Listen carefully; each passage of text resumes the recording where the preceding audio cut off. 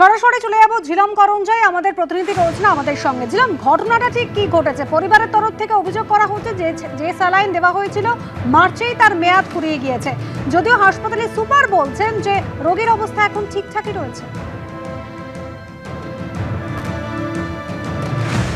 একদমই হাসপাতালের তরফ থেকে যে দাবি করা হচ্ছে সেই বক্তব্য ইতিমধ্যে স্বাস্থ্য দপ্তরকে জানানো হয়েছে। তবে স্বাস্থ্য দপ্তরের তরফে ইতিমধ্যে যেটা করা হয়েছে যে সেখান থেকে মুখ্য স্বাস্থ্য আধিকারিক এবং মেডিকেল কলেজের যিনি ভাইস প্রিন্সিপাল তাদের কাছ থেকে রিপোর্ট চাওয়া হয়েছে।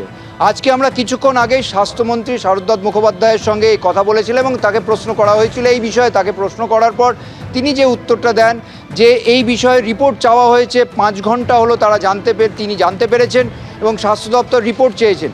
তার আশঙ্কা, তিনি যেটা বলছেন যে প্রাথমিকভাবে যা তথ্য পাওয়া গেছে তার আশঙ্কা যে কোনো জায়গায় ওয়ার্ডে এই যে ডেস্ট্রোক স্যালাইনের সেটা পুরনো মেয়াদ উত্তীর্ণ হয়ে রাখা ছিল। অর্থাৎ 3-4টে ধাপ আছে এই স্যালাইনগুলো যে মেডিকেল স্টোর থেকে ওয়ার্ডে আসে, কিন্তু ওয়ার্ডে এসে সেটা ব্যবহৃত হয়নি এবং কোনো জায়গায় রাখা ছিল। কারোর ত্রুটির ফলে সেটা ব্যবহার হয়ে গিয়েছে।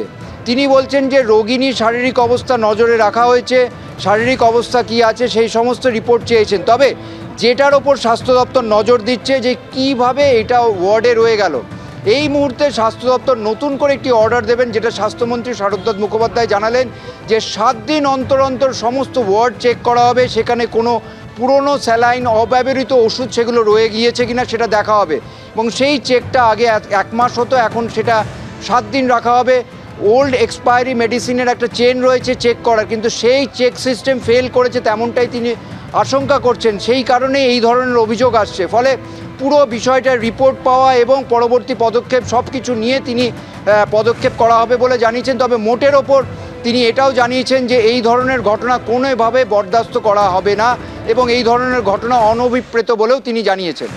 একেবারে ধন্যবাদ ঝিলম। ঘটনা অনভিপ্রেত, কোনোভাবেই বরদাস্ত করা হবে না। গোটা ঘটনার রিপোর্ট তলব করেছেন স্বাস্থ্যমন্ত্রী 12 ঘন্টার মধ্যে। শোনাব।